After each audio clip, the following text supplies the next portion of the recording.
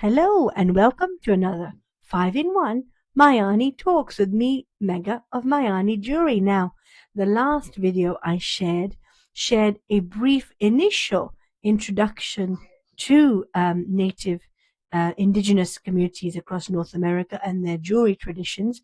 Today I thought we'd expand on that just a little bit more. Not in any great detail because I am by no means an expert in this area. I'm simply sharing with you my learning as I go along, as questions sort of just come to mind, and I go along the path of trying to discover what the answers to those questions are. So I've got my notes with me here, which I'm just getting for you now. I began with this series of videos considering the 5 facts that I share as facts. Now, some of them may be facts, but if they're not necessarily seen as facts per se in your eyes, I welcome you to see them as food for thought or just points for thought, or points for reflection or consideration rather than facts. Because sometimes, of course, facts, it's a tricky one, that one, because certain things are fact, like, even that's arguable, I suppose, to a degree. But certain things are facts, and we tend to think of facts as things that have been proven by science. Unfortunately, it's just the way we've been encouraged to think about facts, really. I particularly have been encouraged to think of facts as things that are, just kind of set in stone, where there's very little question about the accuracy of them. But when it comes to a lot of this exploring jewelry traditions, of course, yes, to some degree, we may have evidence to suggest that this is an accurate fact, if you like. But at the same time, we know with a lot of history, we uncover certain things and think of them one particular way, and then it takes a bit more evidence for us to then discover that the way we were thinking about it wasn't entirely correct. So let's think of them more from the view of points of reflection, or points for consideration or thought, rather than facts per se. So starting with number 1, of course, beadworking, as I've mentioned briefly in the first video, for a lot of indigenous communities across North America, was a beautiful way to communicate not only their sense of belonging, which community they belong to, which region of North America they belong to, which tribe they belong to, and even so far as to indicate to you which family they belong to. But they're also a beautiful way of communicating identity. So they communicated other things other than belonging, the identity. So by that I mean, what the spiritual beliefs are that the person who's weaving these works of art holds, what spiritual beliefs have been passed down to them, traditions in the form of stories that have been told and passed down through generations of either their family or generations within their community of elders, in the community in particular. So beadwork was not random decoration for the indigenous communities of North America. It was much more powerful and meaningful than that. And many communities would easily communicate which communities they were simply through the sort of style of beadwork artistry they use. So the Plains and Great Lakes communities, for example, are quite well known and famous for their floral beadwork artistry, which is specific to that particular community in that particular region.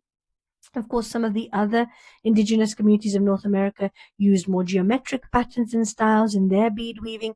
And then it even goes so far as color palettes. Certain color palettes were used or were not used, depending on which community you came from, or which community the artisan who's weaving the works of art came from. So, as I've mentioned before, and I love mentioning it again, beadwork artistry was a beautiful way, not just within this particular community of the indigenous peoples of North America, but across the globe, is a beautiful way of communicating who you are and where you come from and what you believe in long before you speak. And I think that's a wonderful thought, because in more recent times, and I'm talking not that, since the Industrial Revolution, which is when really a lot of the way we looked at luxury jewelry shifted in a powerful and very significant way.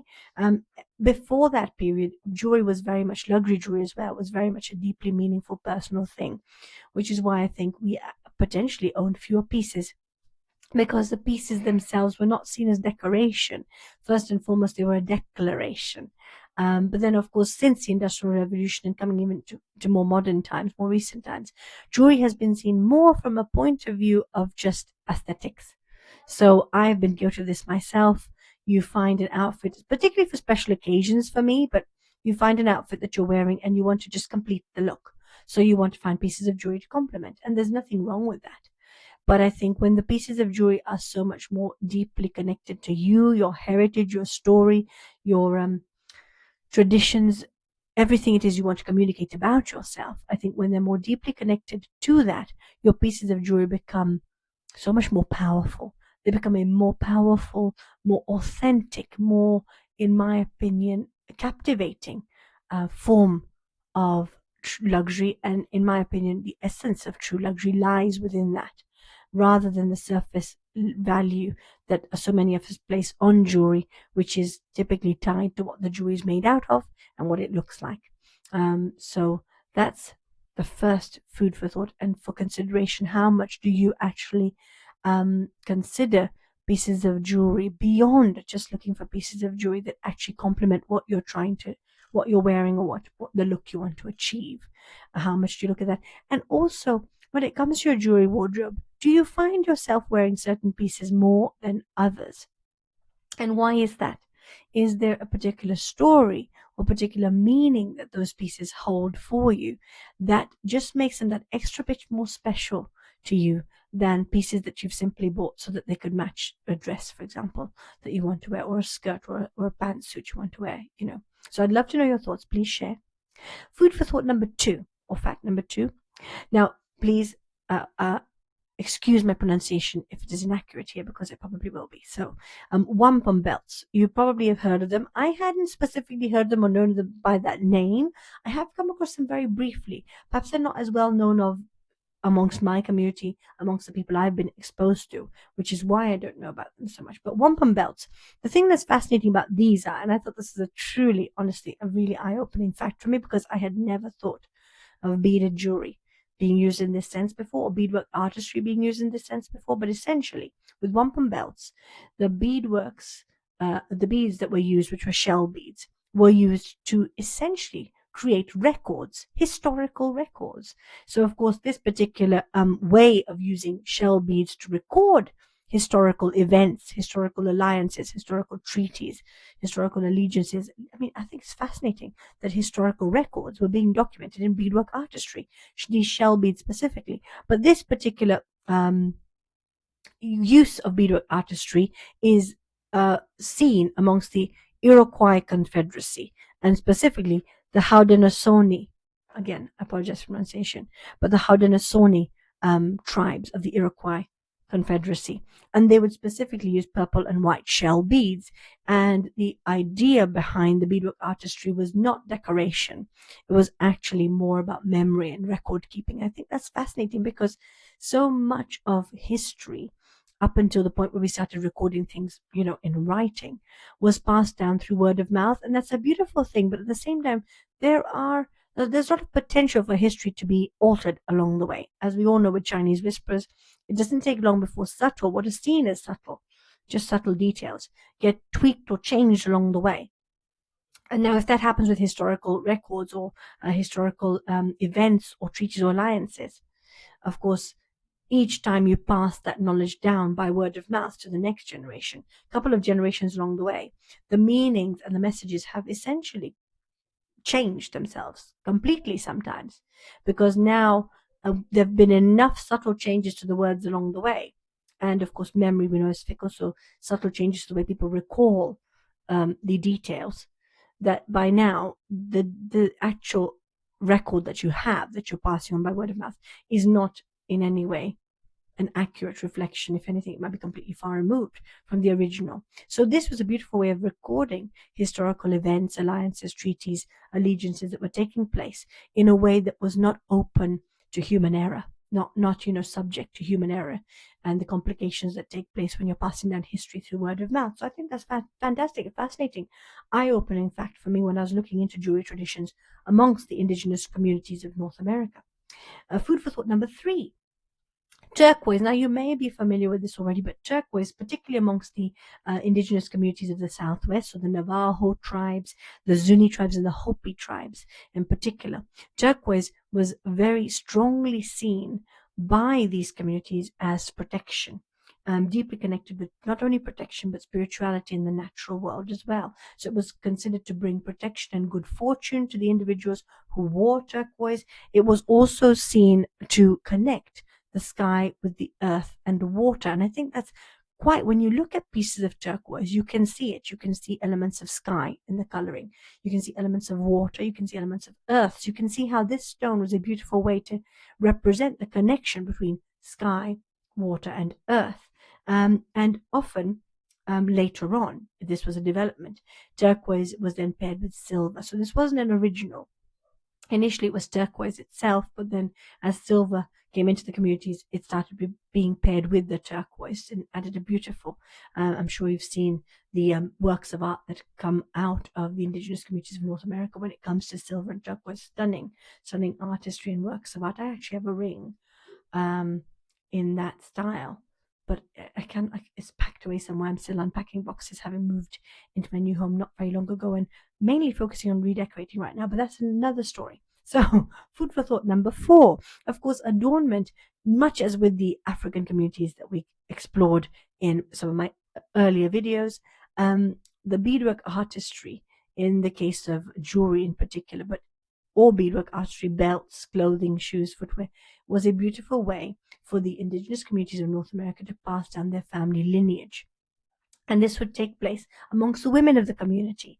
As we've heard me say quite a few times before, women were, for majority of communities across the world, across the globe, across the planet, were the primary bead artisans, the primary custodians, the people who, if you like, not quite owned the rights to, because there were other people free to weave, but they were the ones who essentially took charge of weaving and learning how to weave and passing down these bead weaving traditions through the family, through the female line. And typically amongst the indigenous communities of North America, this beadwork artistry and the beadwork artistry tradition, specifically the techniques, were passed down from mother to daughter. And why do I say specifically the techniques? Because what I love about the way that the traditions were passed down from mother to daughter is the fact that they were very fluid. It's very fluid passing down of techniques. So rather than being structured or very rigid, there was no specific rules or set instructions or guidance on you must place this size bead, this shape, this color in exactly this spot. So when mum was passing skills, these beadwork traditions, to her daughter, she was not encouraging her daughter to create exact replicas of the beadwork artistry she herself was producing, which is why this is a more fluid way of passing on tradition.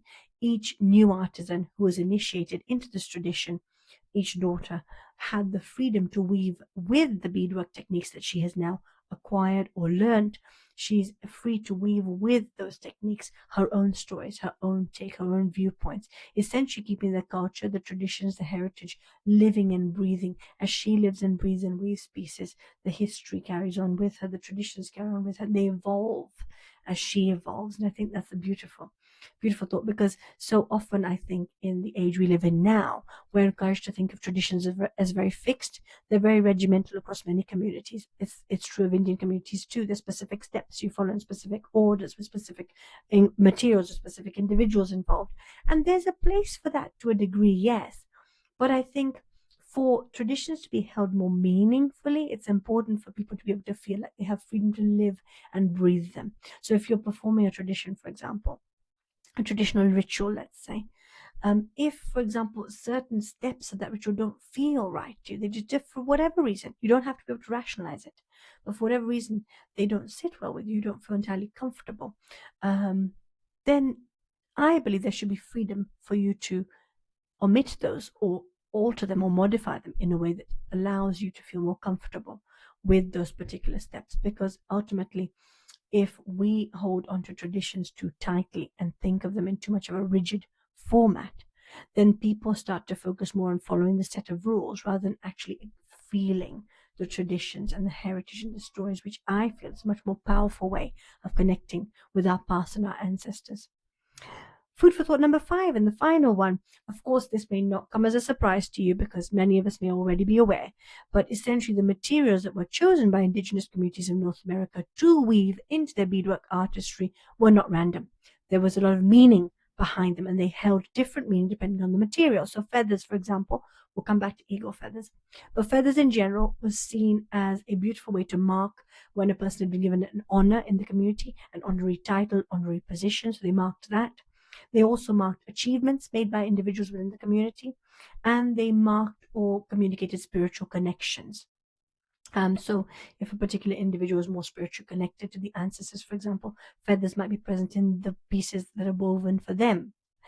Shells, on the other hand, were typically used for trade, so they were used as currency, and they had different value depending on the type of shell, the size, the color. But they also reflected very beautifully the connection between the people, the indigenous communities, and water, the element of water. And finally, bones and stones were a beautiful way in beadwork artistry to communicate grounding and ancestry. Now, going back to eagle feathers were reserved for because they were considered an amongst majority, if not all, of the indigenous communities of North America, they were considered highly, highly sacred. They were very, very prized, very revered, very sacred, and so they were always earned and not decorative. Now, that did bring to mind a question from me as to whether, if you found an eagle feather, you would then be given the permission by the community to actually keep that eagle feather, because I suppose if you found it from a spiritual ancestral point of view, it was meant to be found by you. It was bestowed to you. It was a gift from the ancestors. So I'd love to look into that, actually. That was just a thought that came to my mind. Anyway, so we can see through looking at the beadworking traditions of and jewelry traditions of the indigenous communities of North America, and having looked back, if you have done, at the jewelry traditions and beadworking traditions of the African communities we looked at, there are a lot of similarities. Both communities use their beadwork artistry as a beautiful way to communicate their identity, to communicate who they are, what they believe, where they're from, without ever uttering a word.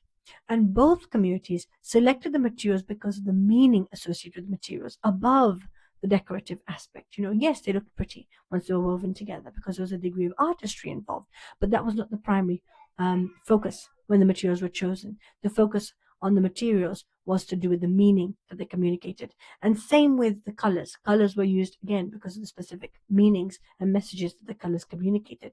And across both communities, the beadworking traditions were passed down by mother to daughter, from mother to daughter, as a beautiful way of keeping your family lineage alive, and those are traditions and all those stories and your culture alive, living and breathing as each artist acquires the skills and techniques. It's almost like receiving, I like to think of it almost like receiving a sacred honor. You've been given this immense amount of trust has been placed upon you, given this immense amount of power to now weave and continue weaving the traditions, the narratives, the stories, and keeping your family lineage and heritage and ancestry alive through your works of art that you now weave, without following strict patterns, but just knowing what you know of what you've been passed down by your mum. So this was common amongst both communities. And what I love is that despite being distanced from each other, both communities developed beadworking as a powerful way to communicate these things: spirituality, communicate identity, and to communicate ancestry, heritage, so on. But also, both communities were exposed to disruptions to their traditions and to their ways of life by colonialization. And for both communities, beadworking and this artistry was a beautiful way for them to continue to remain in contact and in touch with that ancestry, with their, in some cases, language, because languages were suppressed. Through colonialization, certain ceremonies and events were no longer allowed to take place. They were banned. So people were being separated and detached from their culture and heritage in ways that were tethered to voice, if you like, to speaking. So by keeping the beadwork artistry alive, it was a beautiful way of keeping all of that history and heritage and story and lineage and identity alive without speaking, because spoken word was restricted.